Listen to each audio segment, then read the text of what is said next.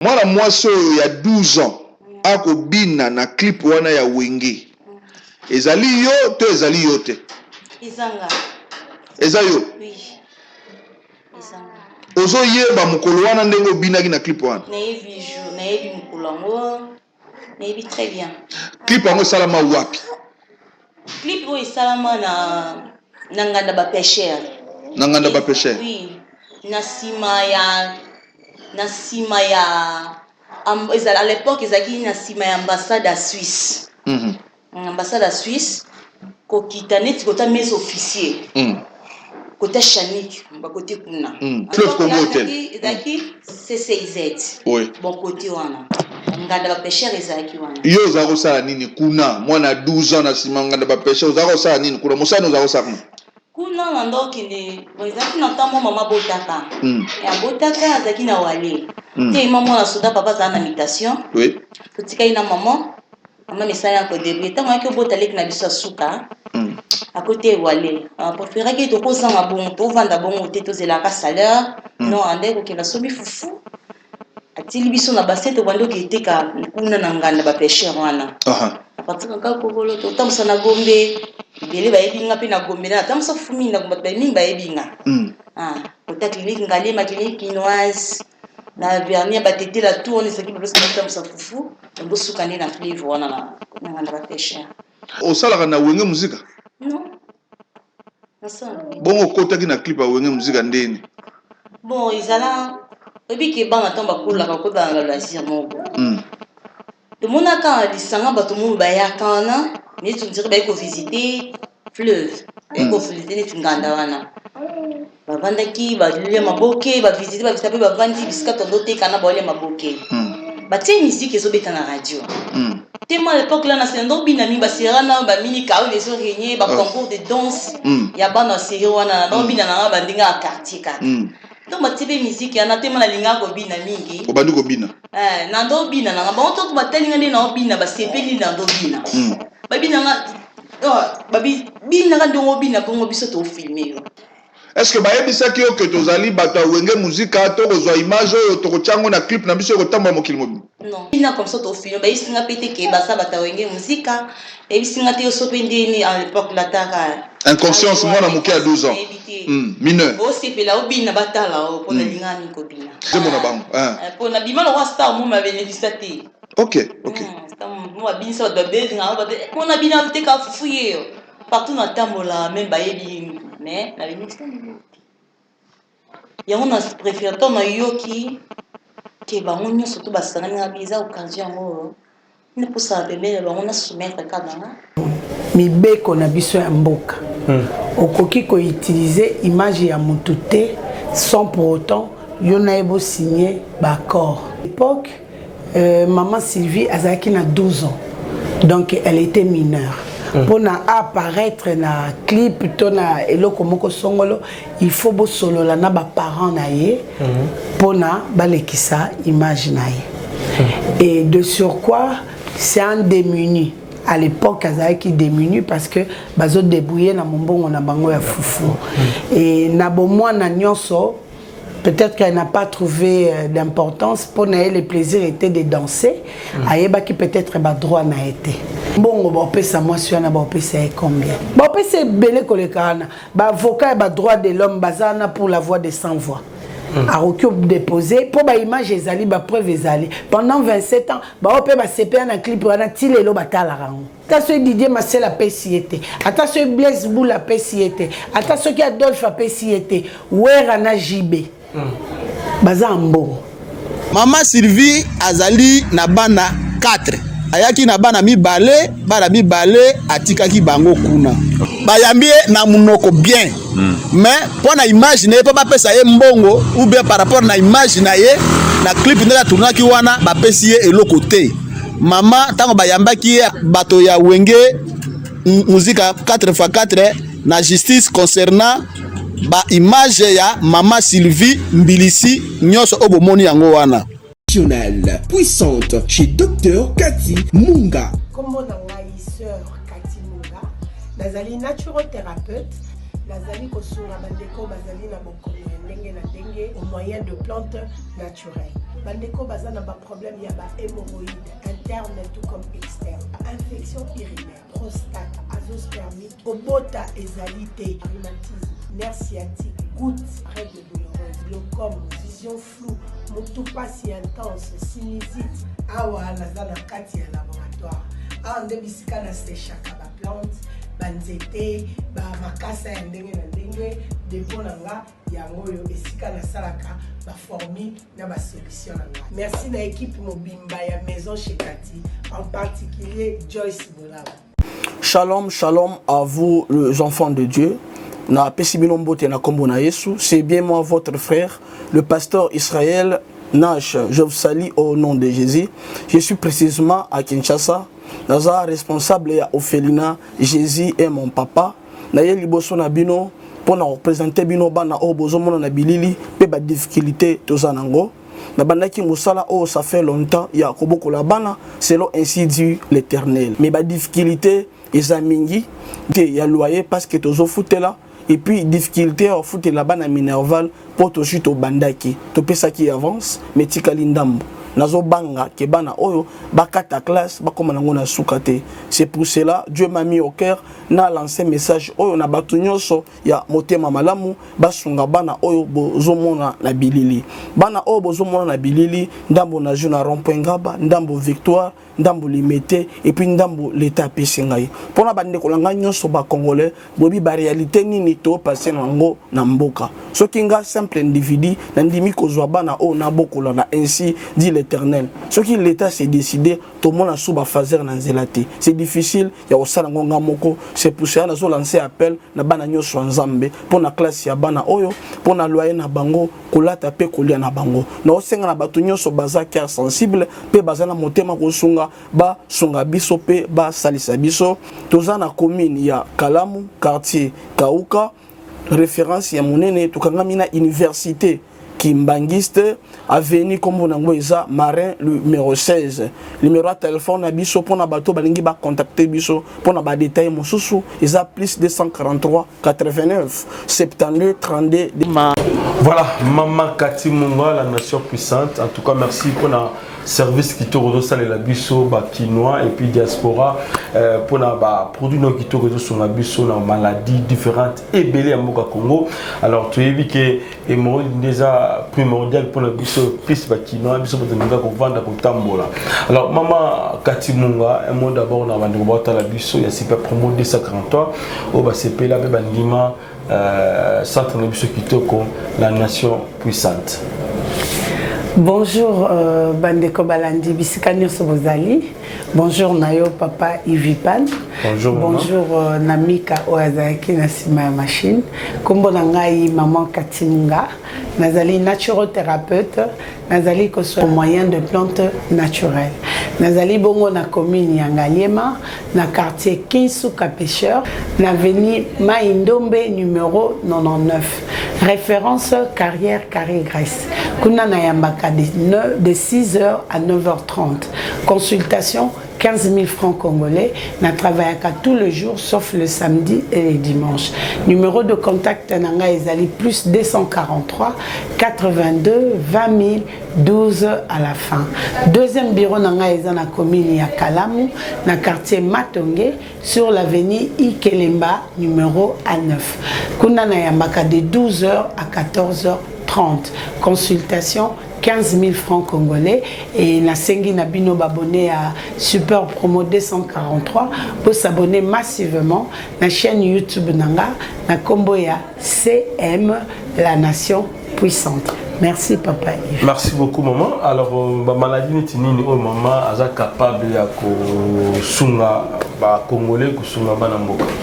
Oui, na maison chez Cathy, tous en mesure ya ko soigner ba maladie lokola tension, lokola diabète, lokola hémorroïde, faiblesse sexuelle, éjaculation précoce, infection urinaire, bandeko bazana ba problème ya mabandi na suki botaka te, bandeko bazana ba problème ya ba mauvaise haleine, bandeko bazana problème ya minu et koma coloré, minu ezana éclaté, topesaka kisi nango na maison chez Cathy, et puis bandeko papa oyo bazobe la prostate, solution na maison chez Cathy ezali, bandeko maman o bazana ba problème ya ba trompe bouchée, ba règle douloureuse, ba règle et katana, ba règle élastique, bandeko bazana problème ya ba ovaire na ba hormone. Donc bref, bandeko bazana problème ya kobota na maison chez Cathy toza kosunga bino, et puis na maison chez Cathy tozali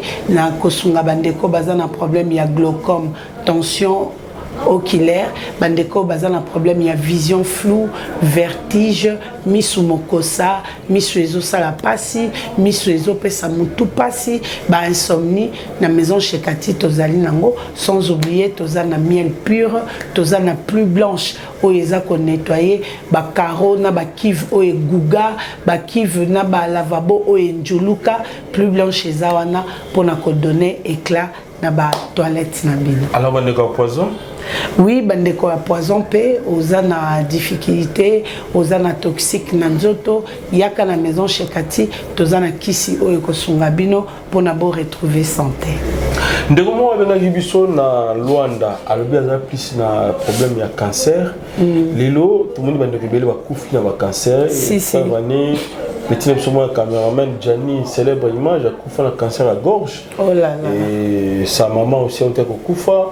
Et puis tu as eu sur le souci de comment a na cancer ya utérus. Oui. Kaka na commune na matete wana. Est-ce que maman Cathy a été capable de sunga bande ko ba cancer ni ba gorge pour petit na biso maman Cathy na Afrique d'ici tellement poids ici là qui est a comment qui na 17 kilos. Oh là là. A comment na 22 pour que aller à l'opération. C'est là qui vendait wana tellement joliati. C'est pas que ba gozo c'est beaucoup fa. Est-ce que maman Cathy peut être capable de sunga bande na cancer peut-être ya ba utérus, cancer, il y a makila, il y a mikoa, voilà, le cancer, on a maman Cathy est capable de bien ça. Ça c'est vrai, bandeko belé ba kufi na ba maladie cancérigène, mususu bazo découvriront peut-être en retard tant ou ba linga ba pesa traitement et commis déjà trop tard. Mais ceux qui ont cancer au ba découvrir en très tôt. Possibilité zali parce que nayebi ba plante, nayebi ba racine oyo esalaka nayebi sakio que ami nanga moko azalaki na cancer de sang oyo akendaki bakata epe libele et puis après tango aeko découvrir ba plante parce que ngaki est affecté deuxième sang et grâce ya ba produit naturel wana ndesala que azonga estopa azonga normal. Or ce qui a découvert qui ont bien avant alingaki bakata peut-être libele te ta et tout azonga pe vie na normal na yebi ba plante wana alakisanga ngope parce que auta quand même na liwa alobi soko yebi mutu azana problème ya cancer tala kisiboy et kosungae poison. En tout cas nazana ba formule wana nyonso je peux le faire à condition que mutu azala sur place parce que ezo senga babilo komoko frais naturel et tout comme ça ba agence ba nini et que ça compliqué. Ce que sur place, oui, il y a des produits. Mais cancer, ils ont des symptômes. Oui, ils ont des symptômes que ce que tu as sur les nets, des détails des symptômes il y a cancer.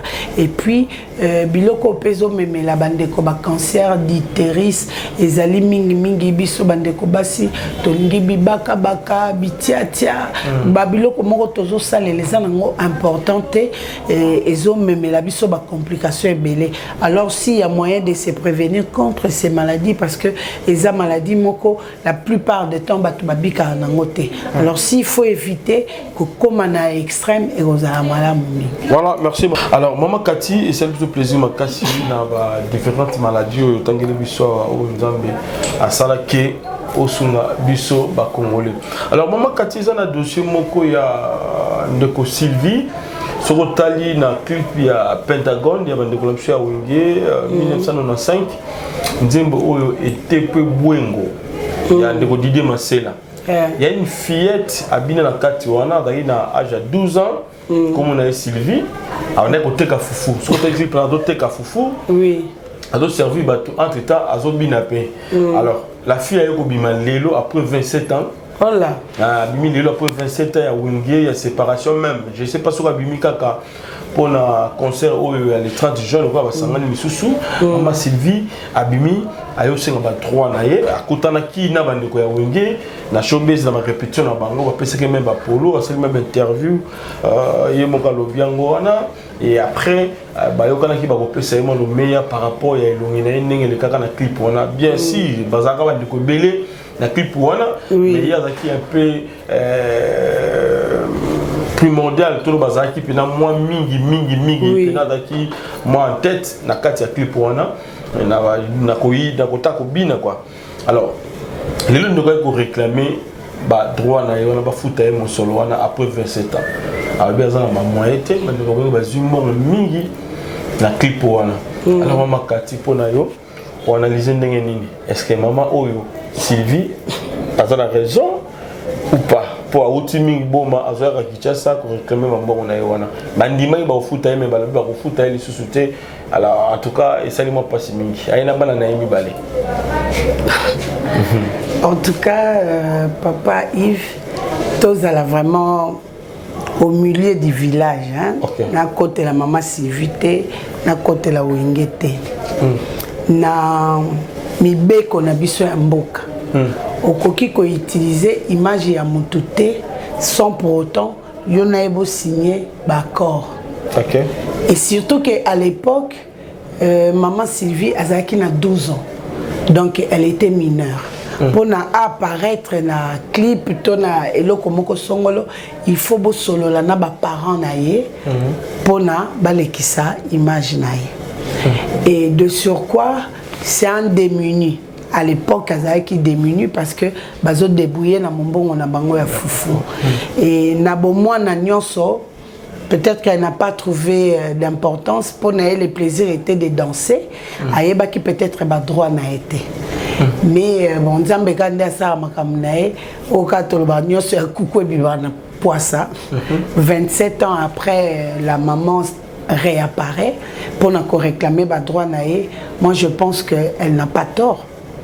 Elle n'a pas tort parce que bah utiliser imaginer na moni na clip ndongo ucho la kisanga aza figurante aza penda actrice na kati ya clip parce que abina penda bazue vie de dos vie de devant elle tournait même principal donc Wenge bazangi mbongo te tolongola no ba musicien na mususu to chakaka jibe na wera bazangi mbongo te mbongo ba pesa mwasi wana ba pesa combien so ba biba ke nango pe na mibeko mutu moko ya droit penza avocat moko albi ngai j'ai fait les droits na ko aider on a porté bango plainte to que justice ba pesa ebele koleka wana déjà ba fundi ba pesa ebele koleka wana ba avocat ba droit de l'homme bazana pour la voix des sans voix a déposé pour ba image ezali ba preuve ezali pendant 27 ans ba pe ba CP na clip wana tilelo batala rango.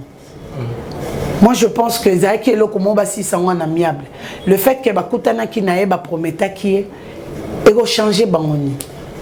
Mais maman Kati, 27 ans passé, tout ça peut moi battre. Clip on a déjà Wenge Panzanaki.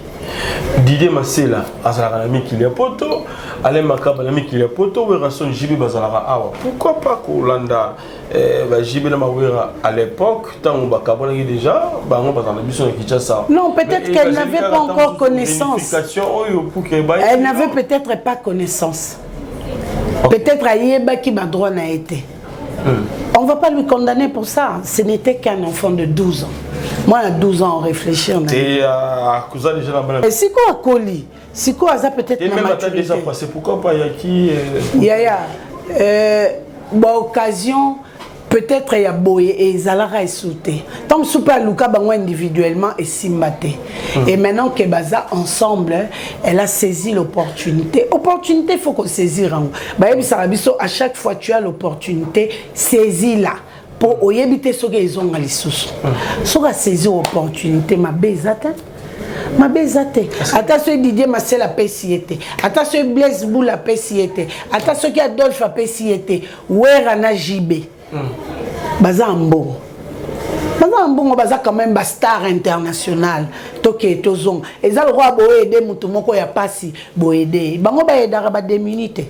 Ba edara ba to bazanga te. Mbongo na bango ezaka ya bango na ba famille na bango. Mais quand ezali bari ko pesa ndeko wana mais ba ndeko musupe na clip là bazali ba roya ko bima lisusu lobi omona non biso pe. Non mais il y a toujours un début, il y a toujours un début, il y a toujours un début. Bango baza ba star, ba yebi ba tukutu ba yebi ba droit koleka bango bazate. Po bango ba yebi makambo image ndenge ezalaka.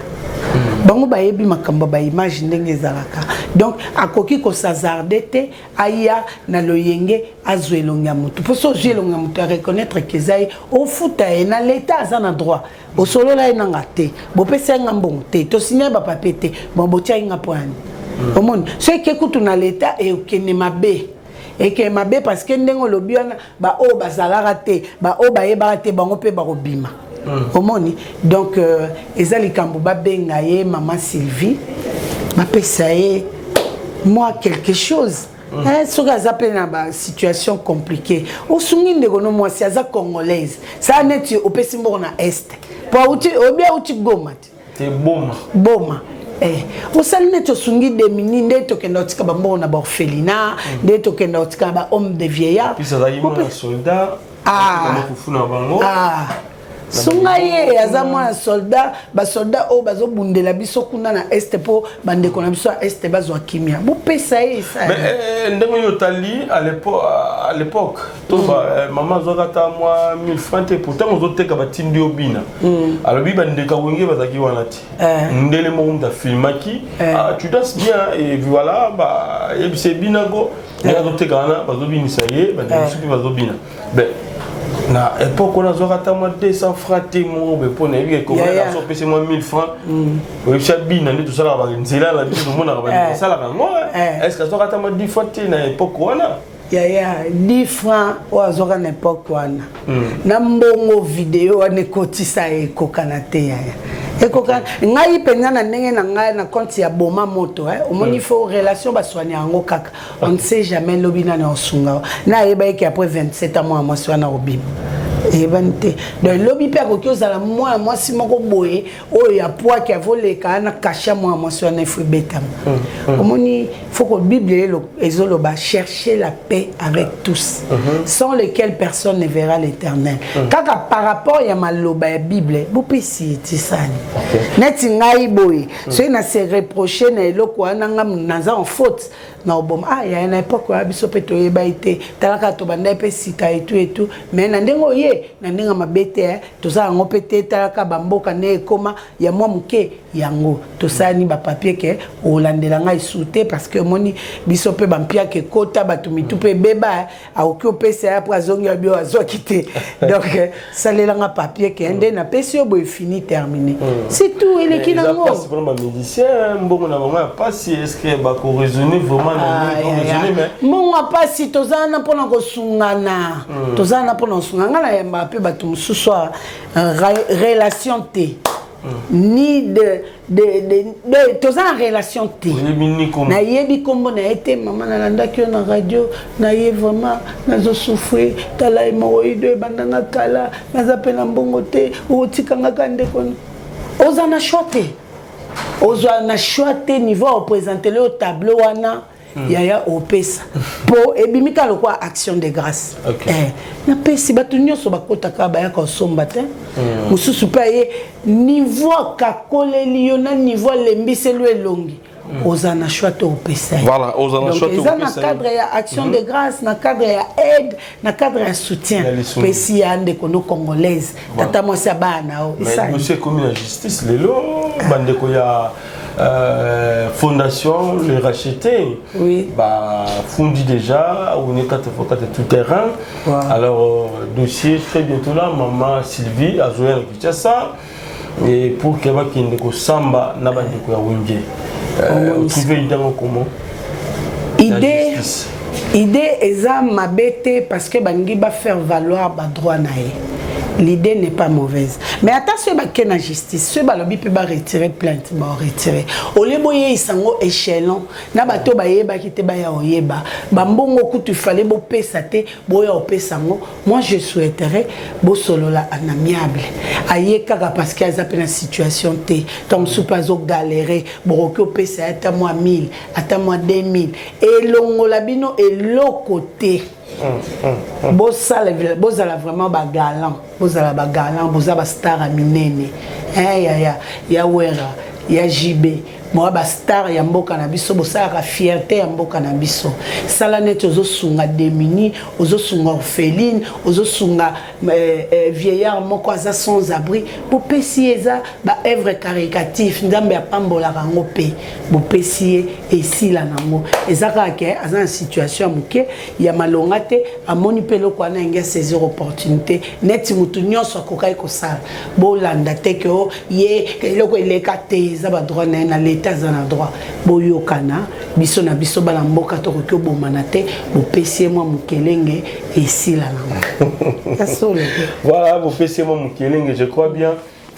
Bandeko ya fondation le racheter bokini maman Katalobi bomi ko bomisa ba on souci la bonza ki lokola ba kendaki ba setaki bandimaki bango to lukaka yo to lukaka to monyo lisusu lelo en tout cas ça tout plaisir makasi ba pesina ba polo même ya wenge mais na suka ba boy ko pesa mbongo souci majeur ne ngwana ya moni ba kena justice. Alors je crois bien tous la famille déjà cause la congolaise tous la famille tout le monde bon ça dossier au on a la bande de fondation na ko appel sous na kutana maman Sylvie et puis président Weranson JB Emilia Didier Masela bango nous sont presque Tata Dominguez Blaise Boula Alain Makaba to lu kabande ko wana ya wingi 4x4 to me kape ko zo intervention na bango par rapport à ndeko maman Sylvie oyo aleka na clip ya ETP Bwengo bon mona ndeko monsieur Bina makasi wana jeune fille wana en tout cas le fort de la commis maman mobimala bana mibale en tout cas do souffrir do senga lisungi bandeko wingi bakanisa ye na clip wana selon ye mon côté belé 27 ans passé les longs maman ayeko bima. Alors maman Kati to komi na ba na suka émission na biso to d'autres ba produit na biso awa on ça la présentation maintenant ya ba produit to zana awa et puis to tigelo le micro na bango ba na diaspora libanda même ya Afrique awa Angola Brazzaville Pointe-Noire Lubumbashi même na ba ville différentes na biso Bukavu Goma et puis bande de côté na biso kuna pe na Kutu pourquoi pas et comment. Merci maman Kati. Merci beaucoup. Mbote mingi bandeko balandi bino batu boza na sima ba écran na ebike boza ebele ya kolanda biso. Kombo nanga maman Kati Munga, nazali naturothérapeute, nazali ko soigner au moyen de plantes naturelles. Nazali bongo na commune ya Ngaliema, na quartier Matonge, pardon, na quartier Kinsuka Pêcheur, avenue Maïndombe numéro 99. Référence carrière carré Grèce. Je travaille tous les jours sauf le samedi et le dimanche. Numéro de contact Nanga Ezali plus 243 82 20 012 à la fin. Na sengi na binobo s'abonner massivement. Na chaîne YouTube Nanga na combo ya CM la nation puissante. Awa tozali na gamme na biso ya ba produit. Awa tozali na miel pur. Ba miel obomonaka ba ezana mélange te. Kanjo ya bimisi biso tozui. Yango yo bandeko bazana besoin ya ko se procurer na miel pur ezali wana awa tozali na bakisi na biso tangabio ils ont fait partie ya traitement na biso ya hémorroïde soki omeli tangabio na yo pona cure ya 12 jours osilisi na tangabio okoya kozwa F2 ezali pona purge F2 o ba purge kango a tiède oko purger pendant 2 jours. Soko 6 na F2, nde oye kozwa Sipocate. Sipocate na biso ezala mingi na congélateur parce que soki ezali ofrete ebebaka. Suppositoire na biso yango ezali pona cure ya 5 jours. Okobaka ye moko na tongo, moko na pokwa pendant 5 jours. Soki tosilisi kuna na Sipocate, oye kozwa Sukisa. Sukisa to utilisaka 3 bouteilles. 3 bouteilles okomela demi na tongo, demi na pokwa. Demi na tongo, demi na pokwa pendant 3 jours. Tango aussi ça na Sukisa, c'est alors que okoya kozwa Sembola. Sembola eza 2 bouteilles. Eza ya purge. Siko Sembola lokola eleka makasi mingi. Okoki kotongola mulangi mobimba te. Bouteille moko boye okodiviser yango en 3. Donc 2 bouteilles ekosala o purge ya 6 jours. Yango nde eza traitement complet pona hémorroïde. Et to sengi na bino ba pona ba maladie mususu oyo etikali na senga kana ba patient nanga ba kende ko se faire examiner na ba hôpitaux modernes. Soko zui examen na on hôpitaux modernes oye nango siko na maison chez Kati na sali o consultation nde to koyeba kisi nini ya kopesa o. Na maison chez Kati to soigner kaka hémorroïde te, to soigner ka prostate, to soigner ka tension, to soigner ka diabète, to soigner ka glaucome, to soigner ka infection urinaire, to soigner ka bandeko ya basi to mibali o bazana problème ya kobota, to soigner ka banduta, bandeko babima banduta ebele mola ta miniji pesate, mola ta donu ezate, mola ta bras cassé ezate na maison chez Kati, toza na 0 nduta pona kosunga bino. Et puis toza na huile de coco. Huile de coco moni ndenge batu bazara nelanga esala bango ba géographie, batu ba yebi géographie ndenge sara nelanga e kati yo mindelu makolo komi pembe et puis makolo na se sali mabiata. Toza na huile de coco ezo soigner le posonayo pe ezo longola o mabiata. Bandeko bazana problème ya miso rouge, miso pasi, miso mokosa, miso ezotanga mai, vision floue, tozana voir clair et kosunga bino. Beurre de karité pe ezali, tozana kanga lopango pona ba mama, yo o lopango koma polele, yo o élasticité sila, lopango koma na solo na voir na kanga lopango tokosunga yo okozonga normal. En dehors de ça, bandeko bazana problème ya minu échanger couleur omela bakisi ebele na bomwana entretien zalaka ya malamu te mino koma jaune soki linge koma pembe boy toza na fraîche haleine oyo kosunga yo et puis bandeko baza na problème ya munoko solo tobosani te na maison chez Kati toza na mwamba papa oyo eza ezo sala rage ya ndenge ya mukete mwamba papa yango oyo mwamba papa okolia ekaka une cuillerée à café. Cuillère moko ya café au lieu 30 minutes avant activité sexuelle. Ezaka rapport na ba papa et soigner la maladie te. Eza stimulant sexuel naturel. Ezako éviter yo ba risque ozo kana ba kise ndele wana. Yango ça te protège, eza na inconvénient moko te. En dehors de ça, tu as une pommade élargissante. Pommade élargissante na ba papa. Na ba maman ba kokyo salela papa a rosalela ngona bâton de Moïse, maman rosalela ngona airbag, maman rosalela ngona dodan, donc ils ont pesa moi largeur, ils ont pesa moi grandeur et ils ont ça la bien. Donc o nazara ki nango lelo ya koloba pona bino yango wana na sengi na bino kaka abonnement massif na chaîne YouTube nanga bo emaka bo sala ka ba partage pona ko informer bandeko oyo baza au courant na bongo numéro de contact nanga ezali plus 243 82 20 000 12 à la fin. Ba o bako benganga soki bozwinga te bo mitungisa te botikela nga message tant on a disponible na kozonga pona kopesa bino ba détail. Bandeko pe bazoya consultation bozalaka très ouverte. Bo bombara makambo te parce que nga naza magicienne te, naza Saint-Esprit te pona deviner que makambo olobi mususu etikali. Il faut loba polele eloko nini ezotungisa yo et puis ngai na kozwa kisi na kopesa pesa yo pour na lobiko na yo. En tout cas, merci beaucoup na évangéliste Michel Kouchou pour na soutien na yo na musala nanga. Merci na famille Cursus Honorum pour na ba partage na ba story na bino. Merci na famille Munga, famille Mukoka, famille Sengambo, famille Botali, famille Indiki pour na soutien na bino na musala nanga. Merci lisusu na équipe mobimba ya maison Shekati pour na musala kitoko ongai na bino tozo sala ensemble. Soki kolo Yesu azongite nde tomonani mbala ya sima. Bye bye.